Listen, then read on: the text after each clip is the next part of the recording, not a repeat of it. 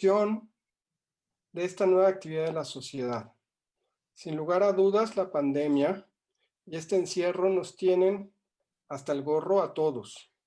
Sin embargo, la virtualización a la que nos hemos visto obligados a adoptar nos da nuevas herramientas que podemos aprovechar. Una de ellas es este coloquio. Es la presencia continua de la sociedad en toda nuestra comunidad.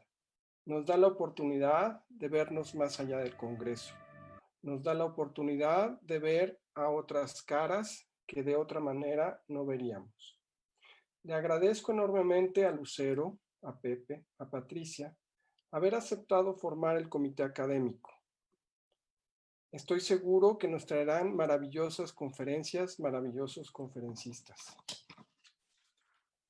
No puedo dejar de aprovechar la oportunidad de recordarles que en estos tiempos difíciles, la sociedad, ahora más que nunca, necesita de su cooperación y solidaridad.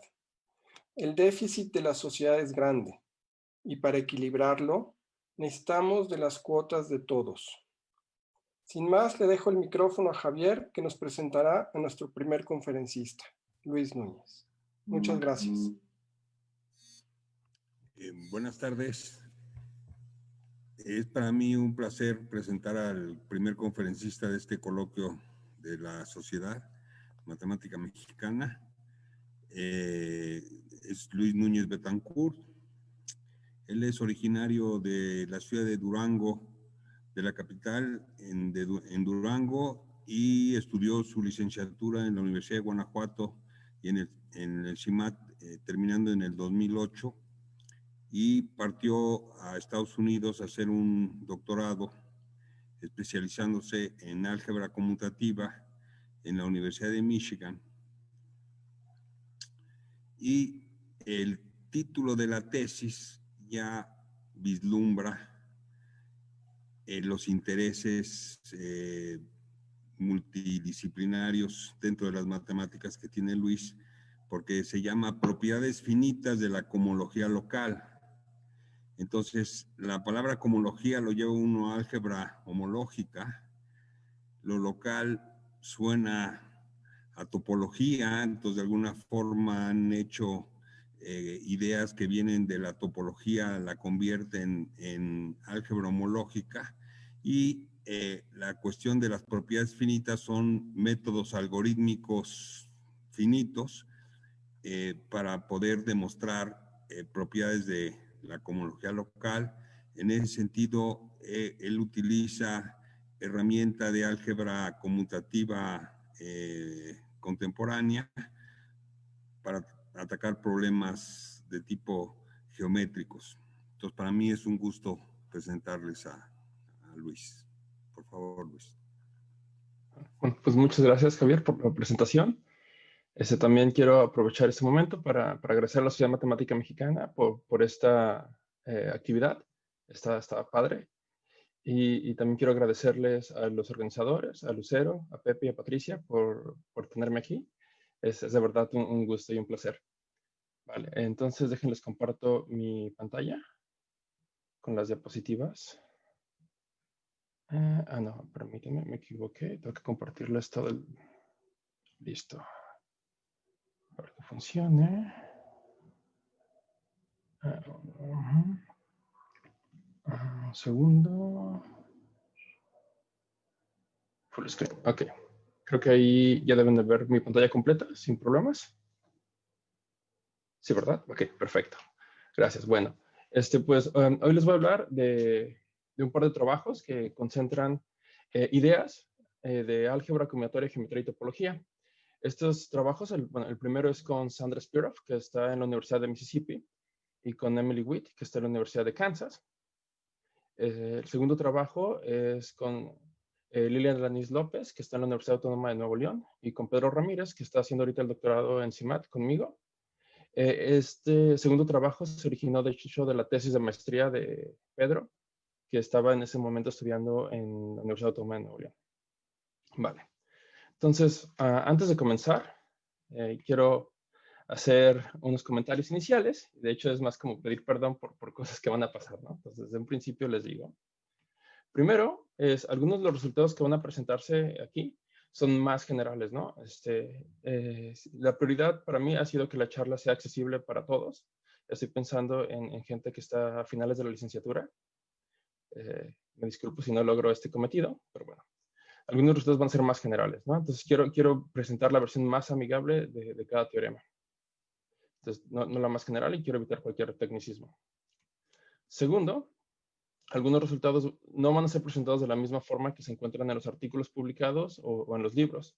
Y es otra vez lo mismo, ¿no? Quiero presentar la versión más amigable. Por ejemplo, algunos resultados que voy a presentar tienen una forma algebraica y una forma geométrica, y yo escogí la forma que a mí me pareció más accesible, más amigable. ¿Okay? Y tercero, es que se va a dar prioridad a la exposición sobre la formalidad. Eso es lo mismo. O sea, quiero que las cosas sean lo más amigables posibles. Y entonces, pues bueno, por ejemplo, hay algún teorema que voy a anunciar en algún momento que es súper vago, que tal vez no se le podría llamar teorema porque no es algo formal específico, pero da mucha idea en la forma en la que está escrito. Y bueno, eso es lo que yo quiero, ¿no? Quiero dar prioridad siempre a la exposición. Vale. Entonces, perdón, se me movió esto. Listo. Bueno, empezamos un poco con la motivación. Vamos a pensar en una gráfica simple. Con una gráfica simple me refiero a una gráfica en la que tiene un montón de vértices finitos, son vértices, y voy a tener líneas entre ellos. Estas van a ser las aristas. Ahora, cuando digo simple, me refiero a que las aristas no son flechas, no hay ninguna dirección. O sea, es una línea y ya, entre dos puntos. No hay un punto de salida y un punto de entrada, no. Solo es una línea que une dos puntos. Todas las líneas van a tener el mismo peso, es decir, otra forma de decirlo es no hay pesos, ¿no? Todas las líneas son solo la línea, no hay tamaños, nada. Solo es una línea que une dos puntos. Y no va a haber líneas que salgan de un vértice a sí mismo, ¿no? Entonces, las líneas tienen que unir puntos distintos. A eso me refiero con gráfica simple. Ahora, cuando uno tiene una gráfica simple, pues uno puede pensar si es conexa o desconexa. Pero si la gráfica es conexa, hay veces que queremos saber no solo si es conexa o no, queremos saber qué tan conexa es. Y para esto hay distintas medidas de conexidad. Yo quiero enfocarme ahorita en la conexidad por vértices. La conexidad por vértices en una gráfica es el mínimo número de vértices que al quitarlos, la gráfica se vuelve desconexa. Por ejemplo, la conexidad por vértices es 0, solamente si la gráfica ya es desconexa, ¿no? Porque no tuve que remover nada para volverla desconexa, porque pues ya lo era. Veamos un ejemplo. En esta gráfica tenemos 6 vértices y ya, bueno, la gráfica primero es conexa. Entonces la conexidad por vértices no puede ser 0. Si yo le quito un vértice, cualquiera del que sea, la gráfica va a seguir siendo conexa, porque pues, hay muchas aristas entre ellos. Ahora, si yo le quito 2 vértices, los que están apareciendo ahorita en rojo, la gráfica ya me quedó en 2 pedazos, ya es desconexa. Noten que no estoy diciendo que al remover cualesquiera 2, ¿no? O sea, hay 2 puntos muy específicos que yo tengo que quitar para que esta gráfica se separe. Entonces, esa es la conexidad por vértices. Entonces, este es el punto de motivación, ¿no? Lo que queremos hacer es pensar en un objeto geométrico que sea conexo y queremos ver qué tan conexo sea. Ahora, en un objeto geométrico, pues no solo es quitar vértices, ¿no? Porque para empezar hay un número infinito de puntos. Bueno, o puede verlo. Entonces queremos formalizar esta idea, pero usando nociones dentro de la geometría. Y para eso, pues déjenme pasar a definir los objetos geométricos que vamos a discutir hoy. Estas van a ser las variedades algebraicas. La definición que hoy voy a dar de variedad algebraica no es la definición más general. Hay otros tipos de variedades, hay nociones más generales. Pero para los propósitos de esta charla, con lo que voy a decir ahorita, basta. Entonces vamos a decir que un conjunto es una variedad algebraica si existe un ideal contenido en el anillo de polinomios sobre los complejos, tal que este conjunto son todos los puntos en los que cualquier polinomio en nuestro ideal se vuelve 0, ¿no? Aquí, pues bueno, un ideal solo es un subconjunto del anillo de polinomios que es cerrado bajo la suma y bajo el producto de cualquier polinomio. Vale, entonces, pues, para los que están más familiarizados con geometría algebraica, pues lo que estoy pensando es una variedad algebraica afín. ¿Vale? Ahora, aquí hay algunas cosas que quiero hacer notar. Primero, pues una función, sobre todo que va a los complejos, se vuelve cero, si solamente sí, su cuadrado se vuelve cero, su cubo se vuelve cero. Entonces, si me tomo un ideal o sus potencias, me van a dar el mismo conjunto de desvanecimiento. Entonces, es la misma variedad, ¿no? Entonces, distintos ideales me pueden dar el mismo conjunto, la misma variedad algebraica. O también, pues no solo tengo que irme hacia potencias, también puedo irme hacia raíces, siempre y cuando esto tenga sentido dentro del anillo de polinomios. Por ejemplo, la función x cuadrada tiene raíz en el anillo de polinomios, ¿no? Pues x. Pero el polinomio x no tiene raíces en el anillo de polinomios, ¿no? Porque x a un medio ya no es parte de un polinomio. ¿Vale? Entonces, pues vamos a tener que si me junto todos los polinomios, tal que tengan una raíz, o sea, todos los polinomios que tengan una raíz en i, pues ese va a ser el conjunto este que denoto como raíz y este va a ser el ideal radical. Vale. También quiero mencionar que para aquellos que estén más familiarizados con geometría algebraica, no es necesario pensar en los complejos, esto lo estoy utilizando solo por cosas de exposición. Cualquier campo algebraicamente cerrado es suficiente. De hecho, tampoco importa si es característica 0 o característica prima, ¿no? Cualquier campo algebraicamente cerrado, pero bueno, el campo algebraicamente cerrado por excelencia son los complejos, entonces esta charla va a ser sobre ellos. Vale. Entonces, ¿cómo se ven estos conjuntos de... Ah, no, mentira. Quiero mencionar primero un teorema muy famoso y muy viejo de Hilbert, que dice que si yo me tomo la función y me tomo un ideal y le asigno su variedad algebraica, entonces esto pues ya vimos que no es una correspondencia inyectiva, ¿no? Porque las potencias me dan la misma variedad. Pero si me fijo en solo, me restringo solo a ideales radicales, ideales tales que su radical sean igual, o sea, que contengan todas sus posibles raíces, entonces esta correspondencia se vuelve biyectiva, ¿no? O sea, para cada ideal radical hay una única variedad algebraica. ¿Ok?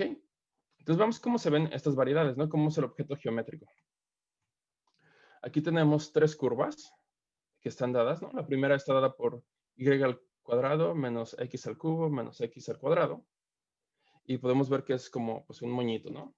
La segunda tenemos una especie de gaviota, o sea, y al cubo menos x y al cuadrado menos x al cubo, como las que dibujamos en la primaria, ¿no? Pero está como acostada. Y la otra, pues eso es como otra gaviota, nada más que aquí es como más narizona, ¿no? O sea, la curva se vuelve se acerca más rápido al cero, ¿no? Es un poco más afilada. Ahora, esto yo le estoy diciendo curvas, estoy diciendo que tienen dimensión 1, pero no he definido dimensión y no lo voy a hacer. Porque esta es una noción muy intuitiva, ¿no? O sea, pues esto parece como una línea, debe tener dimensión 1. Entonces, visualmente, aunque no lo haya definido, tenemos la idea de qué significa algo que sea dimensión 1, ¿no? Si yo quisiera darles un ejemplo de dimensión 0, pues uno puede pensar que es un conjunto de puntos finitos, ¿no? Ahora pensemos en superficies, pues dimensión 2. Aquí hay dos superficies muy bonitas, el colibrí y calipso. Las ecuaciones, pues aquí las pueden ver. Y aquí voy a aprovechar para hacer un comercial a una galería muy padre de matemáticas que se llama Imaginary. Aquí, bueno, hay muchas imágenes ahí de matemáticas, inspiradas por las matemáticas. Y aquí estas las tomé de la galería creada por Erwin Hauser, que es un geómetra algebraico.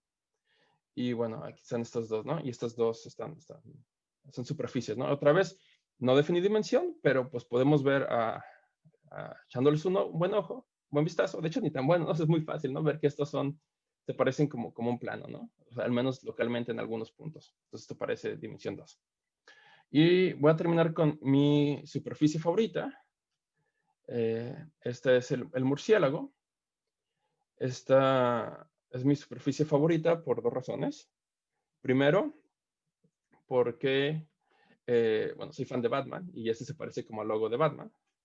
Y segundo, es porque esto es un ejemplo muy importante para varias cosas que ocurren en geometría algebraica en característica prima.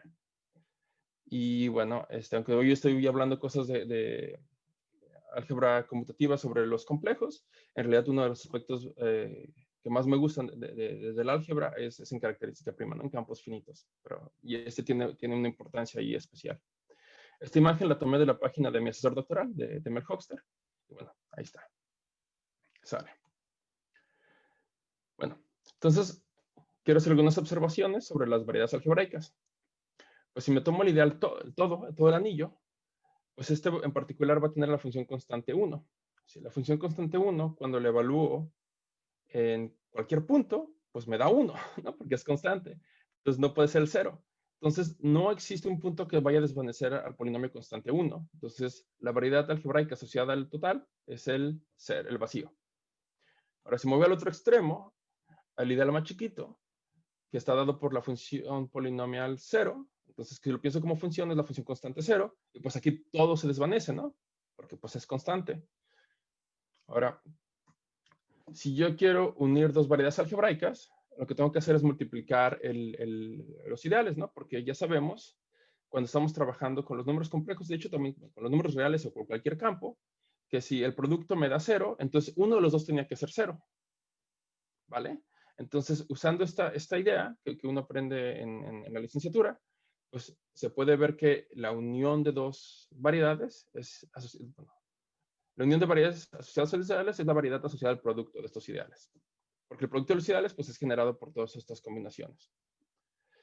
De forma similar, podemos ver que la intersección arbitraria de variedades, no de dos, arbitraria, también va a ser una variedad. Porque cuando tomamos la intersección arbitraria, lo que estamos pidiendo son todos los puntos que se anulan en toda función polinomial de cualquier i sublambda.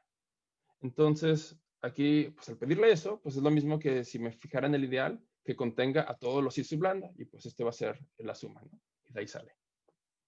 Entonces, aquí tenemos que el vacío es una variedad algebraica, el total es una variedad algebraica, la unión de dos, y por ende la unión finita de variedades algebraicas es variedad algebraica, y la intersección arbitraria es una variedad algebraica.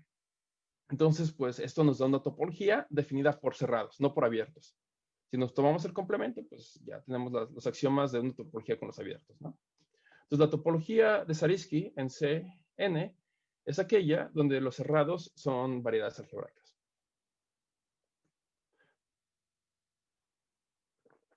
Una observación es que todo cerrado de Zariski es un cerrado en la topología euclidiana, ¿no? La topología usual sobre los complejos. Esto pasa pues porque la topología de Zariski, los cerrados son preimágenes del cero, ¿no? De una función, y el cero es una función continua en la topología euclidiana. Entonces, cuando me tomo pues un montón de conjuntos de desvanecimiento, pues tiene que ser cerrado. Entonces, la topología de Zariski es una topología contenida en algún sentido en la euclidiana, pero no es igual. De verdad, déjenme mencionar algunas cosas en las que difieren. Pues la topología de Zariski tiene, pues como les dije, más cerrados o más abiertos. Por ejemplo, la bola de norma menor o igual que 1, esta bola cerrada de radio 1, no es un cerrado Zariski. Es un cerrado en la topología euclidiana, pero no en la Zariski. Esto nos lo puedo escribir como los ceros de algunos polinomios. Por otro lado, ningún conjunto acotado es un abierto en la topología de Zariski. Y pues sabemos que en la topología euclidiana hay un montón de conjuntos abiertos que están acotados. La topología de Zariski no es Hausdorff. De hecho, es como lo opuesto. Si ustedes me dan dos abiertos, cualesquiera, bueno, siempre y cuando no sean vacíos, se van a intersectar. Y se van a intersectar en un montón de puntos, ¿no? La intersección va a ser bastante grande. Entonces, pues sí, es diferente. Y uno podría pensar que estamos perdiendo cosas, ¿no? Porque Hausdorff es una condición que uno quisiera en la topología. Y pues sí, o sea, sí perdemos cosas, ¿no? Vamos a perder varias con esa topología, pero vamos a ganar herramientas, ¿no? Porque aquí, como estos cerrados provienen de ideales en un anillo, vamos a obtener herramientas algebraicas. Perdemos herramientas topológicas, pero ganamos herramientas algebraicas. Déjenme mencionar otra cosa en la que difieren la topología de Zariski y la topología euclidiana. Y es que en la topología euclidiana, esta imagen, o sea, cuando me tomo la parábola y le quito un punto, es desconexa, ¿no? En la euclidiana. O sea, cada patita es una componente conexa. Pero en la topología de Zariski, no. Porque pues hay menos abiertos. Entonces, imagen, si cuando me tomo tengo un abierto que contenga una patita, va a tener que contener forzosamente la otra. Entonces, este conjunto en la topología de Zariski es un conjunto conexo. No se puede separar, aunque parezca separado. ¿Okay? Entonces, aquí hay que tener un poquito de cuidado entre la intuición que nos llevamos de la topología euclidiana, ¿no? Cosas van a cambiar y no van a ser tan fáciles de ver a a un buen ojo. Sale. ¿Ok? Ahora déjenme hablar de los pedazos fundamentales de una variedad algebraica. Vamos a decir que una variedad es irreducible si no la podemos ver como unión de dos variedades más chiquitas, más chiquitas, estrictamente más chiquitas. ¿Ok? Entonces, ¿qué es lo que nos dice? Estas son las variedades, las irreducibles, pues que no se pueden reducir, ¿no? Serían como algo parecido como los números primos en el álgebra de los enteros, ¿no? O sea, es lo que no podemos escribir como unión de dos cosas, ¿vale? Y pues bueno, si no es irreducible, entonces decimos que es reducible. Entonces, vamos a ver que estos conjuntos o variedades irreducibles son nuestros ladrillos fundamentales para las variedades en general. ¿Ok? Pero antes veamos un ejemplo. Entonces, la primera es una variedad irreducible. Eso, pues hay que hacer cuentitas, ¿no? Para verlo, pero pues, o sea, podemos ver que sí es como un pedazo, ¿no? En la segunda, tenemos una variedad reducible, ¿no? Y podemos también ver que son dos pedazos. Porque si tengo la línea x igual a y, ese sería un pedazo. Y si me fijo después en la línea x igual a menos y, ese es otro pedazo, ¿no? Y lo que estoy haciendo es unirlos. Entonces ahí podemos ver dos pedazos irreducibles que forman una variedad reducible. Vale. Entonces tenemos el siguiente teorema que nos dice esto de que las variedades irreducibles son los ladrillos de nuestra topología. Entonces, dada cualquier variedad algebraica, van a existir variedades únicas, Z1 hasta CLL, o sea, ZL, un número finito de variedades tales que son irreducibles, que al unirlas tengo mi variedad X, la original, y que estas son incomparables. Entonces, si se fijan, ustedes me dan una variedad, yo les doy un montón de irreducibles que me contienen la información de esta. Entonces, por esto, a estos conjuntos irreducibles les vamos a llamar las componentes irreducibles de X. Vale. Y vamos a decir que una variedad es equidimensional si todas sus componentes tienen la misma dimensión, y esa va a ser la dimensión de X, ¿no? Y otra vez, no les estoy dando la definición de dimensión, pero es algo que podemos seguir intuitivamente, ¿no? Esto sí se porta bien con respecto a nuestra intuición. Vale. Entonces, pues ya tenemos los elementos para dar nuestra idea de conexidad por vértices, pero ahora para variedades, ¿no? Ahora, decimos que una variedad algebraica es conexa en dimensión T. Si cada vez que yo le quito una subvariedad de dimensión menor o igual que T, sigue siendo conexa. O sea, ahora ya no voy a quitar vértices, porque pues, los vértices no hacen sentido en este mundo. Bueno, si no hacen sentido en este mundo, pero sí puedo quitar subvariedades, no variedades contenidas. Entonces, pues si mi variedad es conexa, pero yo al quitarle un punto se vuelve disconexa, entonces decimos que pues no es conexa en dimensión cero. Y así, ¿no? Veamos un ejemplo. Entonces, la primera es una variedad conexa en dimensión cero. Es decir, si yo le quito un punto, no importa cuál sea, va a seguir siendo conexa, como lo vimos hace ratito. Si yo le quito cualquier número finito de puntos, me sigue siendo conexa, ¿no? Y esto es en la primera, y otra vez estamos hablando con la topología de Zariski. En cambio, en la segunda gráfica, notemos las dos líneas. Si yo le quito el punto de en medio, pues ya me va a quedar, parece 4 pedacitos si quisiera trabajar con la topología euclidiana, pero acuérdense, estamos trabajando con la topología de Zariski. Entonces esto me va a dar solo 2 pedazos, uno rojo y otro que está apareciendo en verde. Exacto, ahí. Entonces esta sí es desconexa en dimensión cero, porque le puedo quitar un punto y que me lo separa en la topología de Zariski. Entonces eso es lo que queremos estudiar, ¿no? Vamos a decir que si una variedad le tengo que quitar algo de mayor dimensión, cada vez más grande, para volverla disconexa, entonces, pues mi variedad es más conexa. Si le tengo que quitar un punto y ya con eso se separó, entonces, pues, ¿a qué era conexa? Pues no era la verdad tan conexa, ¿no? Entonces, de ahí viene esa motivación con teorías de gráficas. ¿Vale? Y tenemos una noción que es muy parecida, o bueno, análoga a la conexidad por vértices. Esto se llama la dimensión de conexidad. La dimensión de conexidad de una variedad, que se nota por C de X, es el mínimo T, tal que existe una subvariedad Z contenida en X, tal que la dimensión de Z es igual a T, y cuando yo quito Z de X, se parte, ¿no? Es desconexa. Entonces, por ejemplo, en el caso anterior, cuando tengo las dos líneas, pues la dimensión de conexidad es 0. ¿Ok? Es 0 porque quité un puntito que tiene dimensión 0 y se partió. Ya tengo dos pedazos. ¿Ok? Entonces, esta es la noción que emula en algunos sentidos la conexidad por vértices. Y vamos a ver que esto en verdad se parece a gráficas en un momento. ¿Ok? Una cosa que quiero mencionar es que si nuestra variedad es reducible, es decir, si tiene dos componentes, tiene por lo menos dos pedazos, su dimensión de conexidad tiene que ser menor o igual que la dimensión de la variedad, ¿no? Esto no, bueno, lo estoy escribiendo como observación, pero hay que hacerle trabajo, ¿no? No es algo obvio. Vale. Entonces, para poder estudiar la dimensión de conexidad, lo que vamos a hacer es introducir unas gráficas, y esto va a ser un poco diferente a lo que habíamos discutido al principio, ¿no? Ok. Dada una variedad equidimensional, y esa es una de las cosas que en realidad funciona con mayor generalidad, pero quiero hacerlo en el caso más amigable. Entonces, una variedad equidimensional, o sea, todas sus componentes tienen la misma dimensión. Y me tomo sus componentes irreducibles, Z1 hasta ZL. Definimos la gráfica de conexidad, gamma t de x, de la siguiente forma. Los vértices de esta gráfica van a ser justamente las componentes conexas, ¿vale? Entonces, pues es una componente grandota, no infinita, pero eso lo voy a pensar como un punto, un vértice en mi nueva gráfica gamma.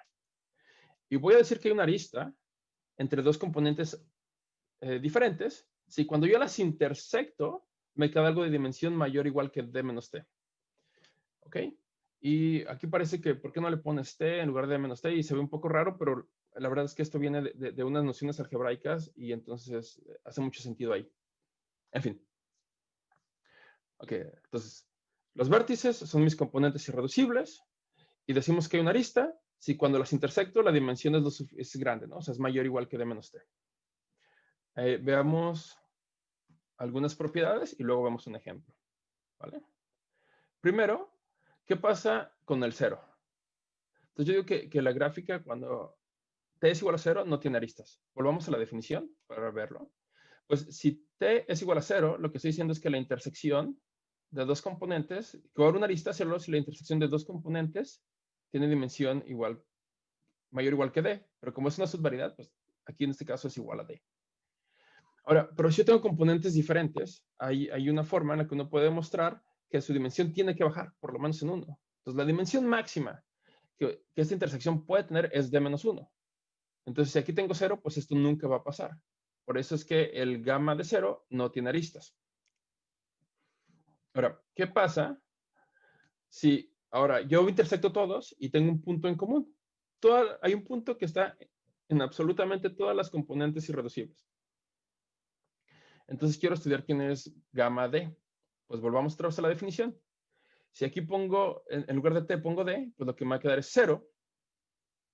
Y pues yo sé que la dimensión, que zi intersección zj va a ser distinta del vacío, ¿no? Porque todas comparten un punto. Entonces la dimensión, pues de cualquier variedad siempre es mayor o igual que 0. Entonces siempre va a haber una arista cuando me estoy pensando en gamma de 0, ¿no? Entonces de ahí sale.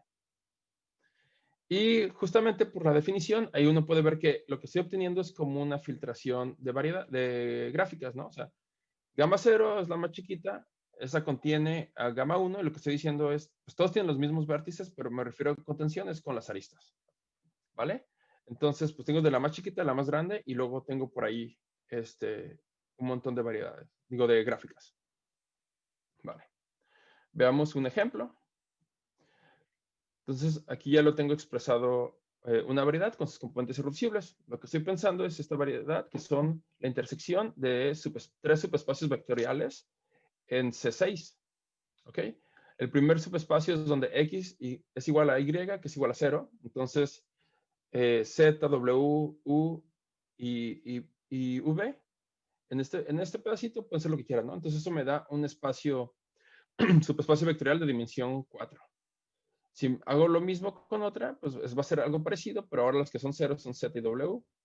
Y cuando lo hago acá con Z3, pues los que son 0 son igual a U y V. Entonces esto me va a dar tres subespacios vectoriales de dimensión 4. Y cuando los... Uy, aquí debe haber de hecho unión, perdón. Esto es una unión. No, no.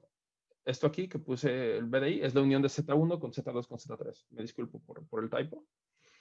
Entonces, esta variedad es una variedad equidimensional de dimensión 4, ¿no? Vale. Entonces, tenemos que, pues, como dije, es equidimensional de dimensión 4.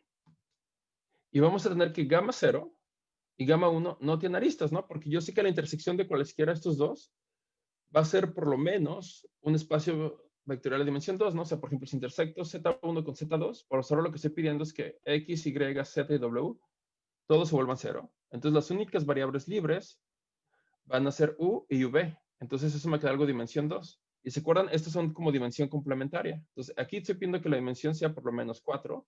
Y aquí estoy pidiendo que la dimensión sea por lo menos 3. Entonces, no va a poder pasar. Entonces, todo eso no tienen aristas, esas dos gráficas.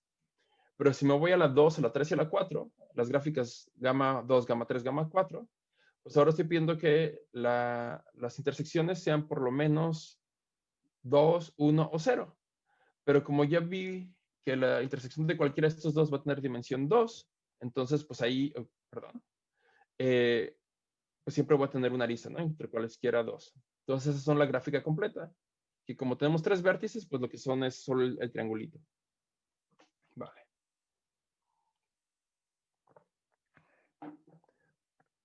Quiero mencionar también que en este caso es muy fácil ver cuáles son las componentes irreducibles y cuáles son las gráficas, justamente porque estamos trabajando con ideales generados por monomios, o porque Z1, Z2, Z3 son subespacios vectoriales.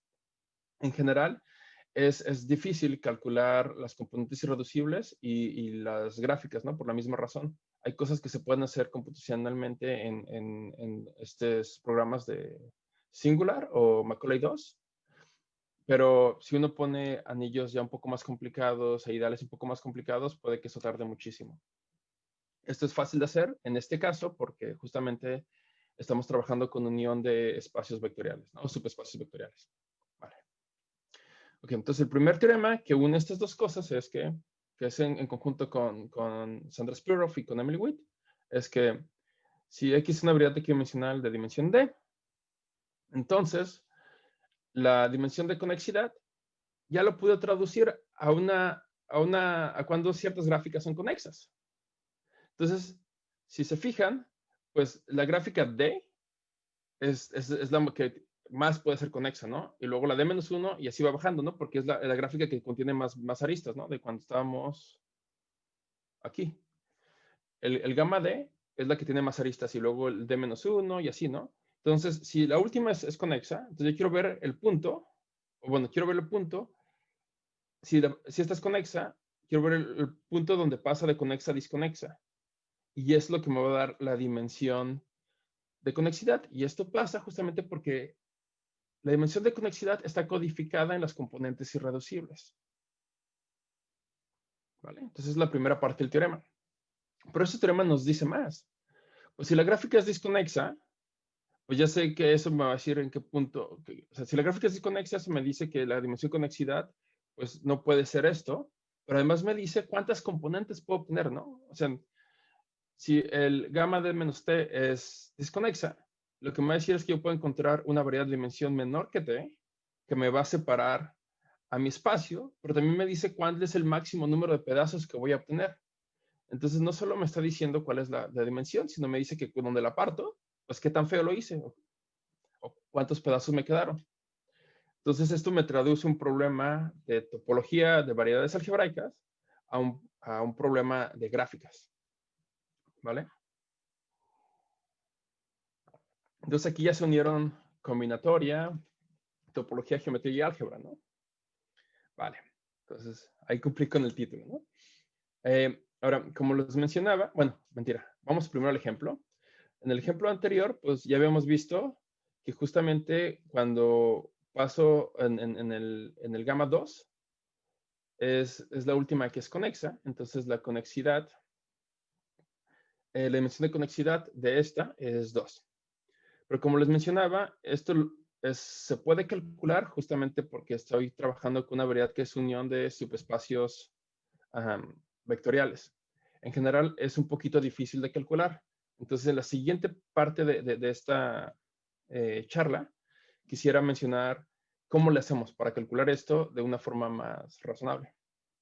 ¿Vale? Y esta es la parte del trabajo, del segundo trabajo, ¿no? Con Lili Araniz y con Pedro Ramírez. ¿Vale?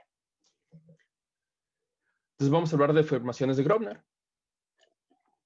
Entonces para esto hay que hablar de órdenes monomiales. Entonces esto es como una extensión de la noción de grado. Cuando estamos trabajando en grados, en polinomios de una sola variable, pues ahí está muy bonito, ¿no? Porque podemos ordenar todos los monomios, ¿no? El primero es el 1, el segundo es x, y luego x al cuadrado, y luego x al cubo.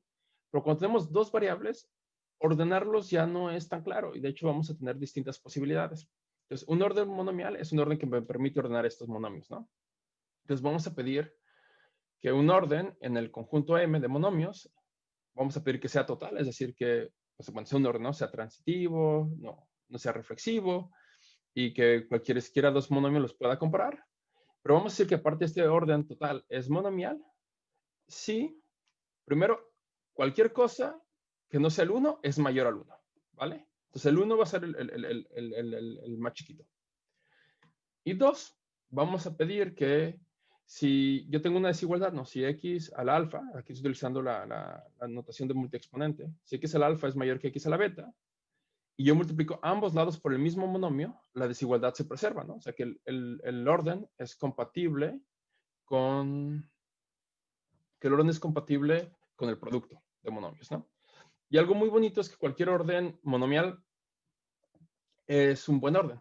Siempre puedo encontrar un mínimo, ¿no? O sea, en este caso, pues por la definición es 1, ¿no? Pero si quito 1, pues voy a saber cuál es el mínimo y ya. Eso es bastante útil. Vale. Veamos algunos ejemplos. El primero es el orden lexicográfico, ¿no? Este es el orden del diccionario, ¿no? Pues, ¿cómo sabemos cuándo poner una palabra antes o después en el diccionario? Pues, si me dan dos palabras, lo que hago es comparo la primera letra. Si son diferentes, pues me fijo cuál es la más, la que se aparece después en el alfabeto, pues la pongo después, ¿no? O sea, si tengo A y B, pues entonces pongo la B después y digamos B es mayor que A. Pero ahora... Luis, ¿me permites una pregunta del auditorio? Claro. Comenta Rodrigo Pérez que si en lugar de este orden no tiene más sentido definir un poset cuando hay varias variables. Es todo. Sí, hay nociones, ¿no? Y esto es un poquito de lo que decía de que me estoy fijando en la parte más amigable. Hay distintas nociones de órdenes, no necesariamente tienen que ser totales. Hay nociones, ¿no? Y muchas cosas que voy a decir se pueden hacer en una generalidad mayor sin tener que tomar un orden total, ¿no? Con un poset basta. Y de hecho, unos teoremas que voy a mencionar, la forma en la que están escritos en el artículo, en el archive, creo que no en la introducción, pero sí al final del artículo, viene como un orden parcial. Pero sí tiene sentido. Y solo que no lo voy a usar en esta charla, pero si se checa el preprint en el archive, ahí viene de esa forma. Vale, gracias, Cristian. Bueno, y a quién se la pregunta, creo que era, bueno, Rogelio. Bueno, gracias. Perdón, tengo mala memoria a corto plazo. Lo siento. En fin, bueno, entonces el orden lexicográfico, pues es el orden ese, ¿no? Como el del diccionario. Entonces lo que hacemos es, si me dan dos monomios, comparo el exponente en la primera variable y bueno, ya veo cuál es el que tiene el exponente más grande, ¿no? Y ese es el polinomio más grande. Si tiene el mismo exponente, pues paso a la segunda variable y comparo. Si en la segunda variable ya uno es más grande que el otro, pues ya digo, ¿no? Y si sí uno es más grande que el otro, ya no me importaron las otras variables, ¿no? Con la segunda bastó. Y así me voy con la tercera y demás. Y por ejemplo, en el orden lexicográfico vamos a tener que x al cuadrado es mayor que xy, que es mayor que x, y eso es mayor que y al cuadrado, y eso es mayor que y, ¿no? Como lo escribí ahí. La cosa rara que a veces no nos gusta del orden lexicográfico es que, pues, el x va a ser mayor que y al cuadrado, ¿no? Y al cuadrado tiene mayor grado. Y también x va a ser mayor que y al cubo y que cualquier y, cualquier potencia, ¿no? Entonces, eso para algunas cosas es súper útil, pero para otras cosas es no tan útil. Entonces, hay veces que uno quiere agregarle que este orden tome también en cuenta el grado. Bueno, ese es el orden lexicográfico cuadrado, ¿no? Graduado. Lo que hacemos es, si ustedes me dan dos monomios, pues si este tiene mayor grado que el otro, pues ya sigo que es más grande. Pero si tiene el mismo grado, entonces ya después comparo con el orden del diccionario, o sea, con el lexicográfico. Y en este caso, pues X no es mayor que Y al cuadrado, pero sí es mayor que Y. ¿Vale?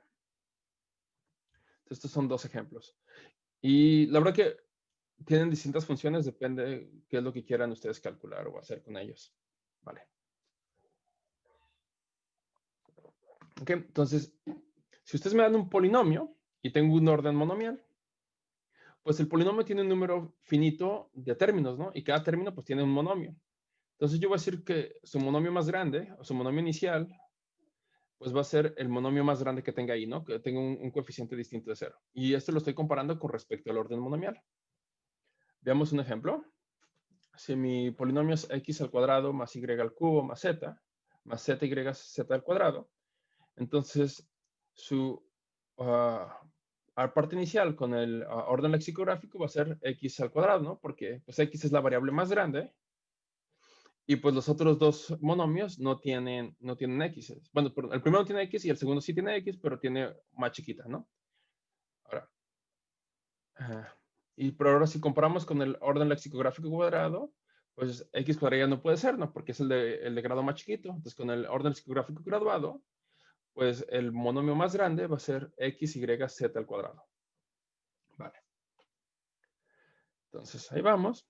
Entonces si ustedes me dan un ideal, dejen checo la hora, que no me estoy pasando tiempo. No, vamos bien. Ok, si tengo un orden monomial y ustedes me dan un ideal, voy a tomar su ideal inicial, pues va a ser el ideal generado por todas las partes iniciales de todos los elementos de ahí, ¿no? Entonces, pues sí, me agarro todos los polinomios de f, les checo su monomio inicial y entonces me fijo que es generado por esto, ¿no? Entonces, una cosa interesante de esto es que el ideal inicial pues va a estar generado por monomios. Y estos son mucho más fáciles de entender que un ideal cualquiera. Entonces, lo que uno quisiera es, si tú me das un ideal, le calculo su inicial y que estos dos compartan propiedades. Y si comparten propiedades, pues es más fácil calcularlas con el inicial porque ese está dado por monomios. En particular, una de las propiedades que comparten es la dimensión. Este es un resultado de Macaulay. De hecho, si I es homogéneo, entonces, pues I tiene un polinomio de Hilbert y de hecho tiene una función de Hilbert. Y lo que va a pasar es que las funciones de Hilbert y por lo tanto los polinomios van a coincidir, ¿no? Esto es un poquito más avanzado, pero para los que estén familiarizados con esto, lo que dice es que hay otras propiedades que también se mantienen, ¿no? Entre un ideal y su inicial. En particular la multiplicidad, bueno, varias cosas. Este también fue, el segundo también es un resultado de Macaulay. De hecho, del segundo sale el primero. Algo que es un poco más nuevo es que si la variedad es reducible, es decir, tiene por lo menos dos componentes irreducibles, entonces la dimensión de conexidad de la variedad es menor o igual que la dimensión de conexidad de la variedad del inicial. Entonces no son iguales, no es lo que uno quisiera, y hay ejemplos en los que son diferentes, pero sí tengo una cota, ¿no? Entonces, por lo menos, si es difícil calcular la dimensión de conexidad de una variedad, pues si yo calculo su inicial, entonces ahí puedo tener una cota que usualmente es mejor. Perdón, una cota que es más fácil de calcular, ¿no? Uno quisiera la igualdad, pero no siempre pasa. Vale. Como decía, no importa quién sea ahí, cuando yo le aplico su inicial, esto va a ser generado por monomios y por lo tanto la variedad asociada a esto va a ser subconjuntos, perdón, espacios vectoriales, subespacios vectoriales generados por subconjuntos de la base canónica. Entonces no solo, o sea, va a ser como un arreglo de subespacios vectoriales, pero no cualquier arreglo, ¿no? Es un arreglo dado por elementos de la base canónica, ¿no? Entonces van a ser cosas que se ven así. Estos sí, subespacios de ese estilo, pero que son perpendiculares, ¿no? Entonces esto está, o sea, si se intersectan en ejes o en planos dados por ejes y demás. Entonces estos son muy fáciles de estudiar para muchas, no para todo, ¿no? Pero para muchos aspectos son fáciles de calcular, ¿no? La dimensión es fácil de ver, las componentes irreducibles son fáciles de ver y otras cosas. En particular, la dimensión de conexidad de cosas de este estilo son fáciles de calcular. Y también las gráficas son fáciles de calcular. Entonces, algo que también quisiera mencionar es que el ideal inicial se puede calcular y hay algoritmos, ¿no? Esto tiene que ver con bases de Grobner y tiene que ver con el algoritmo de Buchberger. Esto tiene como unos, no sé, bueno, ya se conoce desde hace mucho, ¿no? Y bueno, calcular bases de Grobner tampoco es fácil, pero se puede hacer, ¿no? O sea, sobre todo si uno tiene un número razonable de variables. Pero se puede hacer. Vale. Entonces, si se fijan aquí arriba, entonces yo tengo deformaciones de Grobner, pero no hay nada que parezca una deformación, ¿no? Y yo, bueno, entonces, ¿qué es lo que me refiero con deformaciones de Grobner? Y eso es un teorema muy bonito de Sumfers. Este aparece en uno de sus libros, una versión un poquito diferente a la que estoy poniendo.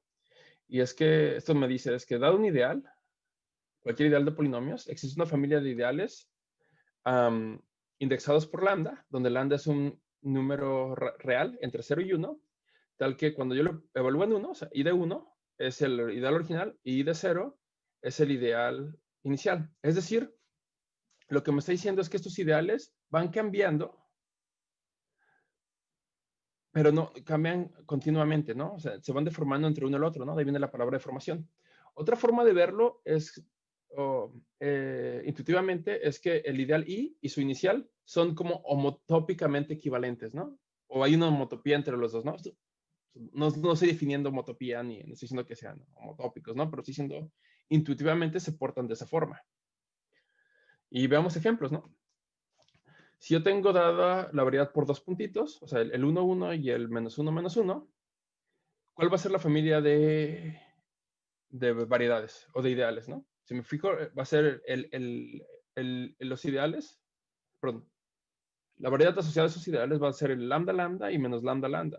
Pero acuérdense, el lambda va entre 0 y 1, entonces son los dos puntitos que conforme el lambda se va haciendo más chiquito, se van acercando más. Y va a haber un punto que cuando el lambda es 0 colapsan a un punto. Y a esto me gusta escribirlo a mí como un punto gordo, ¿no? Porque este punto debe valer por 2, porque se unieron.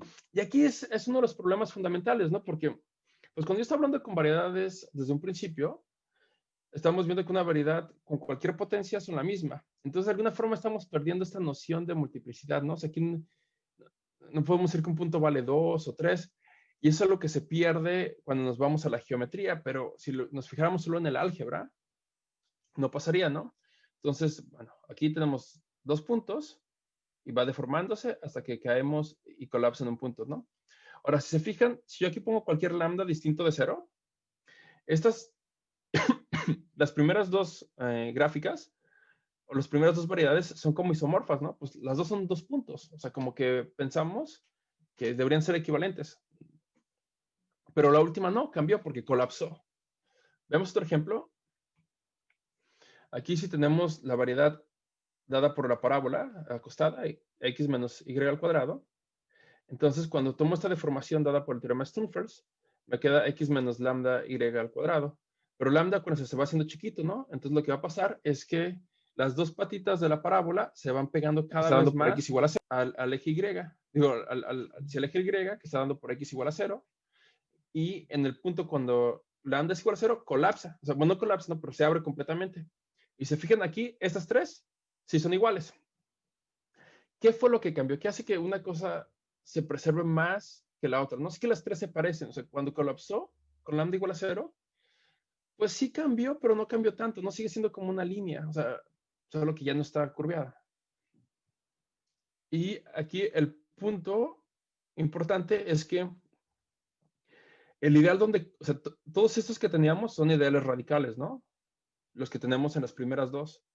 Pero una vez que colapsó un ideal que no es radical, ¿no? Porque, por ejemplo, x cuadrada, o sea, ahí no me aparece la x. Y eso es algo que hace que las cosas cambien de alguna forma. Y lo vamos a ver en un momento. ¿Ok? Y aquí, pues todo se parece porque también en el momento en el que colapsó algo que es radical. Veamos un último ejemplo. Entonces quise hacerlo con mis dibujos, algo de dimensión 2. Entonces, aquí lo estoy pensando, el primero tengo como un cono, donde la base que tengo ahí es, digamos, es 1. son circunferencias, o sea, tengo una circunferencia y se va checando, colapsa un punto y luego se vuelve a abrir, ¿no? Entonces tengo un cono. Y luego, en las otras lo que está pasando es que por un lado, la circunferencia ya cambió una elipse, que se va alargando por un lado y se va cortando por el otro. Entonces, pues esto se va alargando cada vez más, los ejes van abriéndose más, y en el punto en el que colapsó a un plano. Entonces, se fijan, aquí, pues otra vez tenemos esto de que, pues el ideal al que colapsó no es radical, y bueno, hay cosas que se preservan, pero otras que no. Y bueno, eso lo vamos a discutir más al ratito.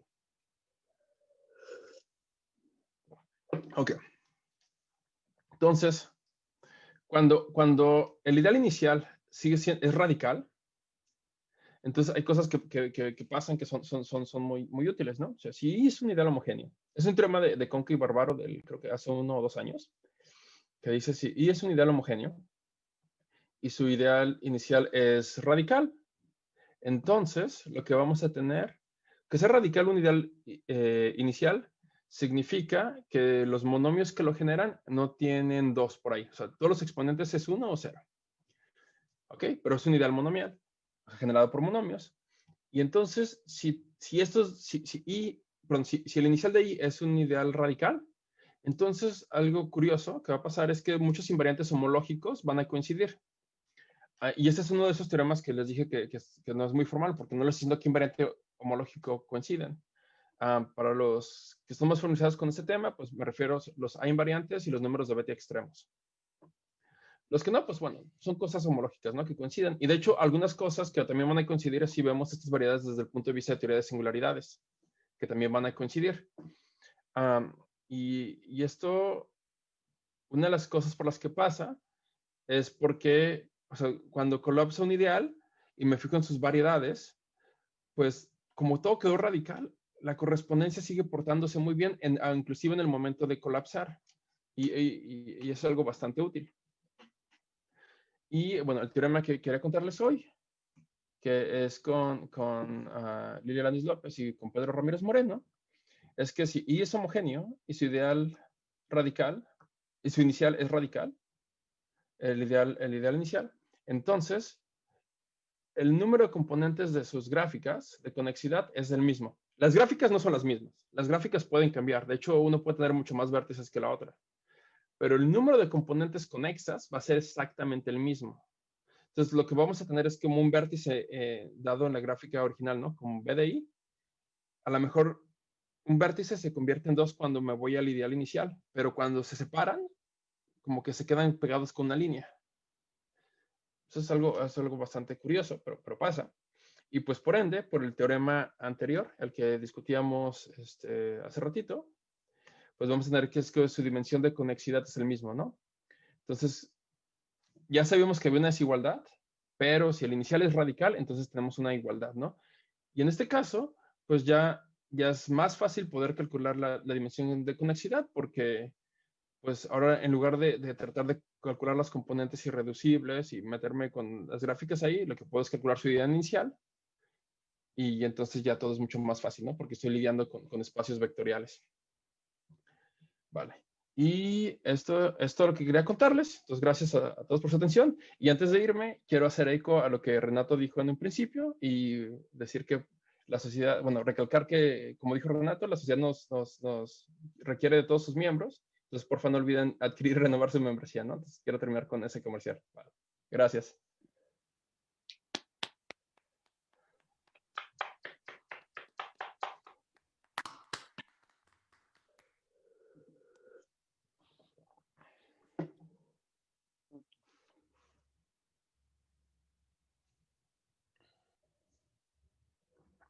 ¿Quieren que pase a las preguntas o va a haber palabras del comité?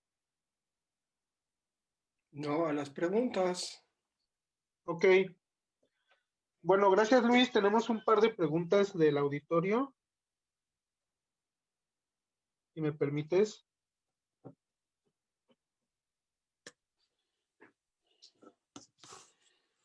¿Me escuchas, Luis? Sí.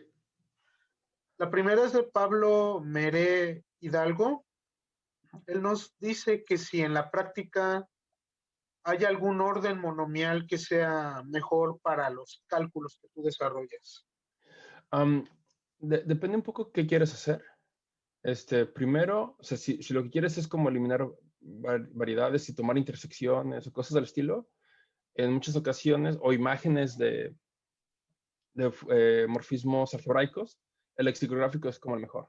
Pero si lo que quiero calcular es como números de Bético o cosas homológicas, no digo que el mejor sea, ¿no? Pero el que se utiliza por default en muchos programas de computación, como Macaulay 2 o Singular, es el lexicográfico, no, el, el lexicográfico inverso graduado, ¿no? Que es lo que hago, es que comparas por la dimensión, pero después te vas por para comparar monomios, te vas por el último parte, en lugar del primero. Como si la Z fuera la primera letra, ¿no? Del abecedario. Y eso es por default, ¿no? Porque de alguna forma considera el grado y está tomando como algo que se llama variables de eliminación, pero al revés, y eso a veces es útil. Pero o sea, la respuesta creo que es, depende de qué quieras hacer.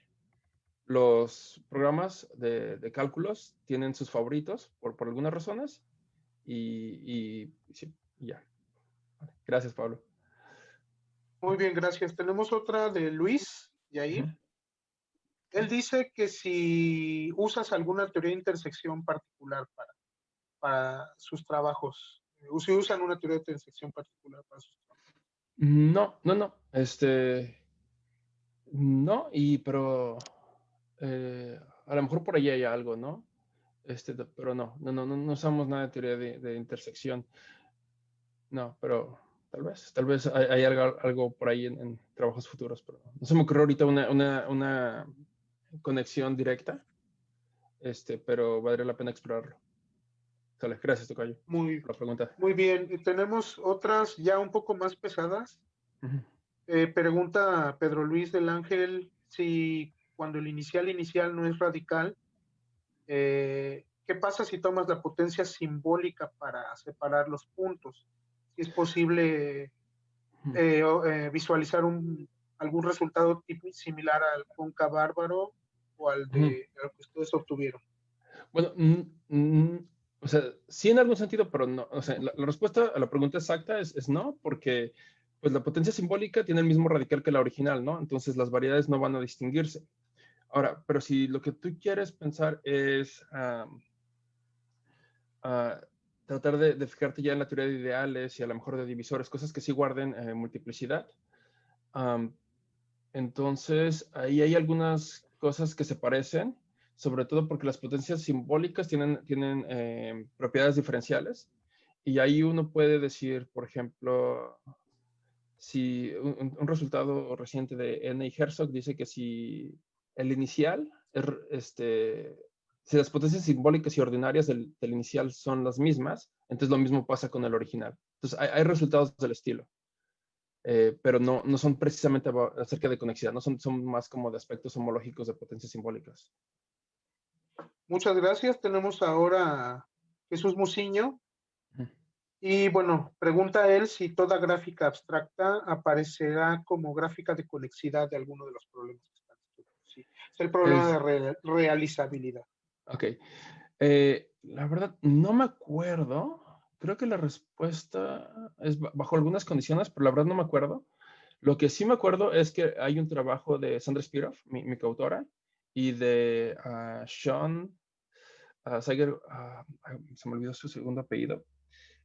Pero sí, este es algo que ya hay gente que lo ha estado estudiando y usualmente a través de ideales monomiales, y hay algunas condiciones. Pero la respuesta no me acuerdo ahorita, ¿no? Pero alguien más ya la hizo. Y sí, creo que es un artículo de Sandra Spiroff con Sean. Sí. Y si me escribe, puedo mandar la referencia. Perfecto. Tenemos una más de Octavio Arismendi. Él pregunta, ¿qué es lo que te dice la K-conexidad de las gráficas de conexidad? O si existe una gráfica de K-conexidad de una variedad. Gráfica de K-conexidad. No, bueno, no que yo conozca, ¿no? O sea, de hecho, estas gráficas de conexidad es algo que, bueno, o sea, como el gamma 1 y el gamma D-1 es algo que se conocía desde hace mucho tiempo. pero por otras razones. ¿No? O sea, el gamma 1 creo que venía de trabajos de Harshon por ahí escondido, que hicieron explícito Hochster y Hünecke. Y el gamma D-1 es algo que utilizaron Livesny y Hünecke para estudiar otras cosas, ¿no? Pero las gráficas estas de conexidad son relativamente nuevas, ¿no? Cuando hablamos de todo el espectro. Y gráficas de cada conexidad no conozco, ¿no? De hecho, no sé, esto es algo nuevo, ¿no? Y por lo mismo no sé si hay una gráfica de ese estilo y no podría contestar en este momento. Pero a lo mejor la checo y luego te pregunto. Muy bien. Uh-huh. Una más, un poco más lúdica, es si nos podías hablar un poco más de por qué te gusta el murciélago. Bueno. Tu motivación matemática. Matemática, ok, sí, entonces la de Batman no es suficiente, la respuesta. No, es porque si esto tiene que ver con cálculos sin característica prima, hay una invariante que se llama el umbral F puro, y entonces el murciélago, o bueno, este tipo de curvas, para un número finito, o sea, digamos, esta curva, déjame voy desde el principio, o sea, es x al cubo más y al cubo menos z al cubo, creo. Es correcto. Entonces, sí, ok. Entonces, esa, en algunas características, el umbral local, o sea, se lo puedo pensar, o sea, si se fijan, los coeficientes son enteros, entonces puedo pensar estos coeficientes en cualquier campo, ¿no? Porque son solo unos y menos unos, ¿no? Lo puedo pensar en FP para cualquier P, o ZP, ¿no? Los enteros módulo P. Entonces, para unos enteros, este umbral es igual a 1, que es algo como esperado por las cosas que pasan en característica 0, pero para otros es menor, es 1 menos P. Y de hecho, las condiciones en las que es igual a 1 o diferente a 1 no tienen que ver con condiciones aritméticas. Es algo súper raro, pero que lo hace bastante interesante como un problema tanto algebraico como aritmético. Muy bien, muchas gracias. Bueno, no hay más preguntas por parte del auditorio. Yo me despido. Gracias. Muy buena charla, Luis. Gracias. Muchísimas gracias. Antes de despedirnos, me gustaría que Lucero nos platique del próximo mes. Rápidamente un primer anuncio del próximo mes a nombre del Comité Académico. El 10 de diciembre, les recordamos que va a ser el coloquio el segundo jueves de cada mes a las 4:30 de la tarde, a menos que tengamos un invitado de Europa o de China que necesitemos mover el horario. Y el próximo 10 de diciembre va a ser Jesús de Loera, él está en California. Entonces traemos un mexicano importado para hablarnos ese día. Y pues nos vemos en un mes. De acuerdo. Hasta luego. Pues gusto y Hasta luego. Gracias, Luis. Gracias, Patricia. Gracias, Pepe. Gracias, donde estés. Gracias, Javier. Gracias, Luis. Chao. Hasta luego. Hasta luego. Un abrazo.